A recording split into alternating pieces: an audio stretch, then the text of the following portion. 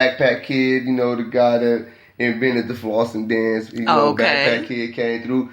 Future Kings came through. All right. Oh man, them little dudes out there dancing, pop locking, dropping, doing all that acrobatic stuff, man, like that. I mean, the whole show and concert was just crazy. It's bananas. And it was so fun because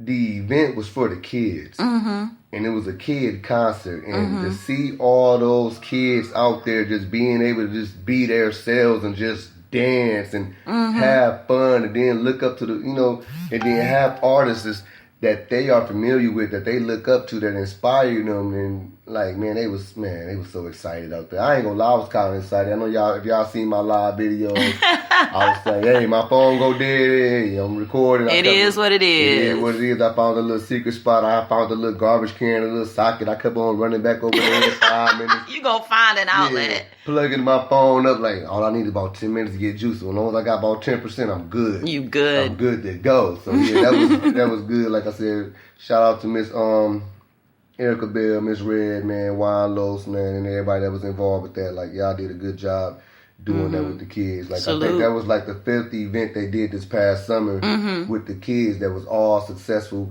things for the kids. So we need to get involved with that, because everything is all about the kids. And, we got to change the mindset and get these kids something to do instead of just always having like an adult party for us. We need to find out different things and outlets so that the kids can have positive things to get involved with, that way we can save them from going to the streets or anything else. Like, a lot of people don't understand, like, and the importance of Pathfinders doing this car wash today, because Pathfinders, they struggle with having funds, but if you notice, they are in the community all summer, and they have after-school programs throughout the whole year for children. And they also partner with a lot of different organizations, a lot of neighborhood associations. Like, I know for sure one of them is the Bethlehem Neighborhood Association. And they utilize the park right there on the summit and walks. And the logo, the theme is, I am the village, because we need to get back on that same mindset of being at a village and,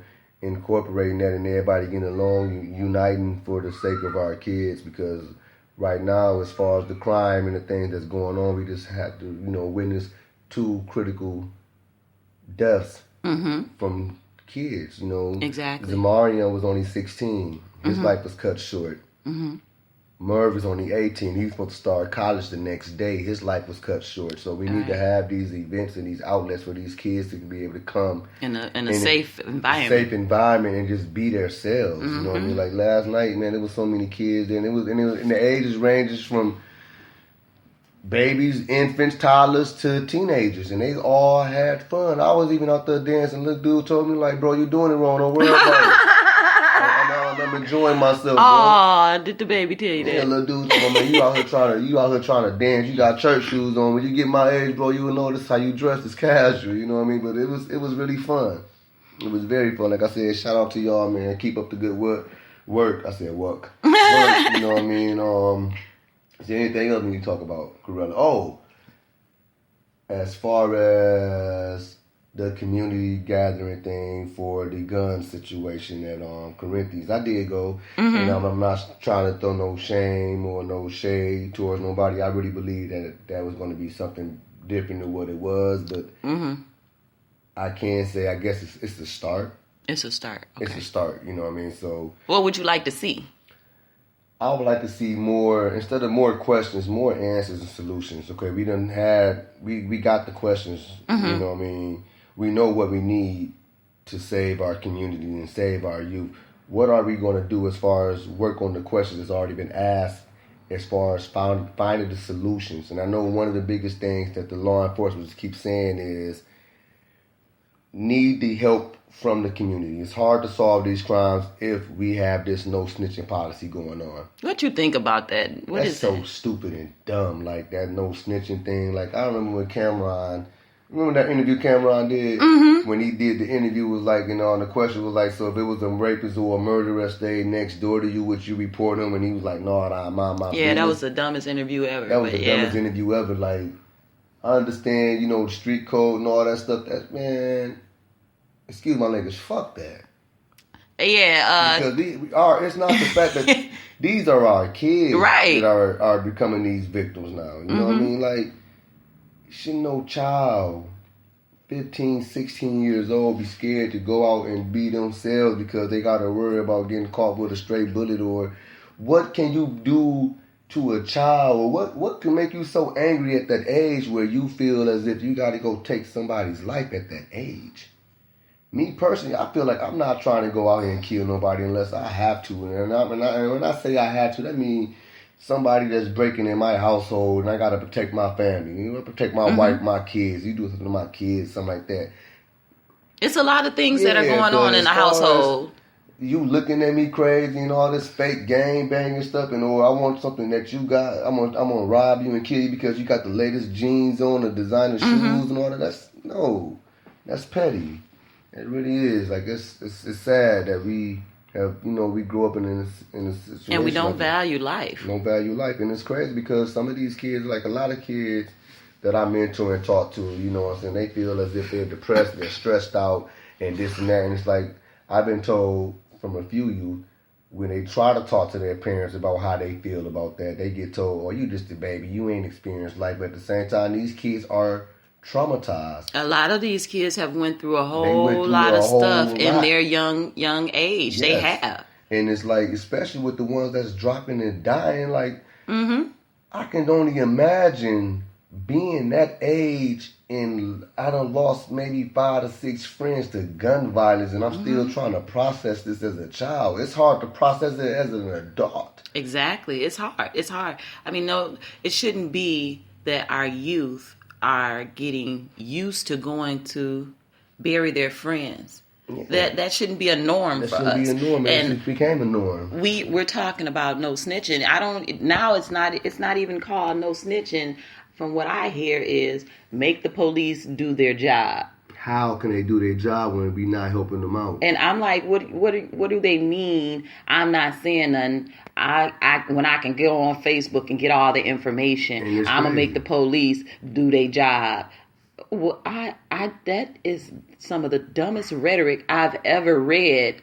And I mean, I get what they're saying, but then again, I don't, because these are babies and we're failing them, like totally failing them if they're dropping like this in at such a huge rate. There's no way this city should have that. It's not even just in our city, in our community, worldwide, nationwide. Exactly. This is not just happening in Muskegon, and you know what I mean. It's worse because Muskegon is such a small place. It's happening in big cities. It shouldn't be happening at all. You know what I mean. But at the same time, we need to just as a people and as a community, you know what I mean. We need to get back to our kids and just teach them core values and everything. Another shout out, Muskegon Heights Public Library. I seen an article, I think we shared it last week, where they're going to forgive all fees to kids and teenagers. And that's with the help with the literacy, because right now in our community, I mean, we have a high illiteracy rate. Yeah, high literacy rate. So that's good. You know what I'm saying? Get back to the library and get these kids involved as far as trying to teach them how to read. And then we have Muskegon Read too, that will not only work with children but adults as well. Yeah. And I'm a certified tutor with that. I need to start utilizing it. I did go through their class, through their program and curriculum to become a certified tutor. I just haven't utilized it like I should. But yeah, they have tutors for all ages. They have English as a second language. They have also with resume building, workshops with that, teaching you how to do resumes. They even have a couple of computers down there where you can actually go and use their services, the job search and things of that sort. So yeah, give it up to Muskegon Read. That's two Broadway. And 2 places in the Heights. Utilize y'all resources, yo. I mean, they're there for you. Yeah. So if you want to get in on the conversation, you can always go to the Reaction Board at www.WriAckRadio.com. That is WriAckRadio. Or right now we are live on WriAck Radio. So if you want to call in right now, you can call in at 231-725-5721 and give your opinion. Now, while we were in the midst of all this stuff, the events and everything we had going on, the article came out about the police officer, Anderson. And it said that they didn't find a smoking gun. That's crazy. That's so crazy. They said they did not find a smoking gun about that situation, and I don't see how they didn't find a smoking gun. And from what I read, how I interpreted it, I may be wrong, but how I interpreted it was they didn't find a smoking gun, and right now the investigation was just about done with, and it's up to Chief Lewis to make the final decision. Mm-hmm. But also, I remember I seen last night that Paul Allen Business, shout out to PA for 103.7 The Beat, and they were able to obtain Officer Anderson's, arrest records and everything from the FOIA, I believe. Okay. And they said they was reviewing hundreds of pages of this man's files, and once they get done reviewing their files, they will give the community an update. Okay. So we waiting on that. There are a small group of individuals that are working on that, trying to get that done. You know, and working behind the scenes as protesters, because it's not an easy battle. It's not going to be an easy task. It's not going to happen overnight. This is something that this is like what's the saying? It's all hands on deck. Yeah, this is what they say. This is checkers. I mean, this is chess. Chess, not checkers. Not checkers. And so it's going to be a process. It might be 7 months, a year or two. Look at what happened over there in Ferguson. Right. You know what I mean? It took them protesters and over there in Ferguson, Missouri.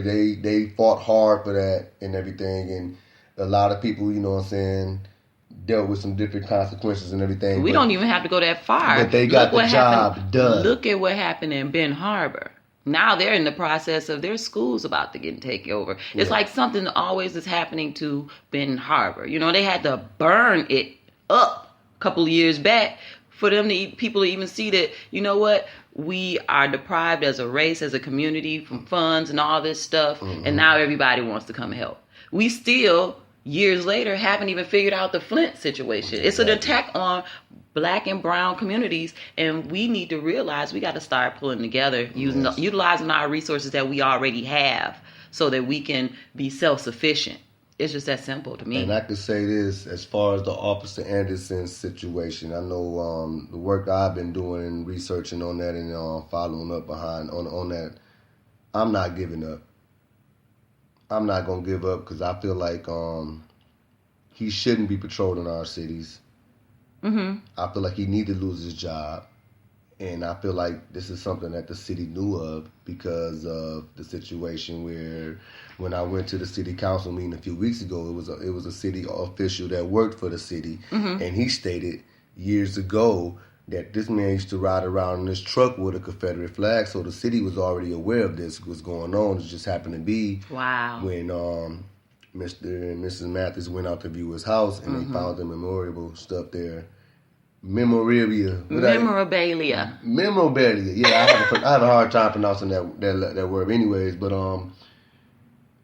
this is something that the city already knew about. Mm-hmm. There's ain't no way in the world this man been it was just buried. Yeah, ain't no way in the world this man been a fellow officer for over 20 years without his true colors being shown around amongst his colleagues. You know what I mean? So, like I said, the fight is far from over.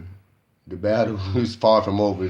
Now, justice will be served on that situation. Now, what do you say to the average MLive person that's commenting saying that our community goes so hard on situations such as this, but we don't when it comes to the killings in our community?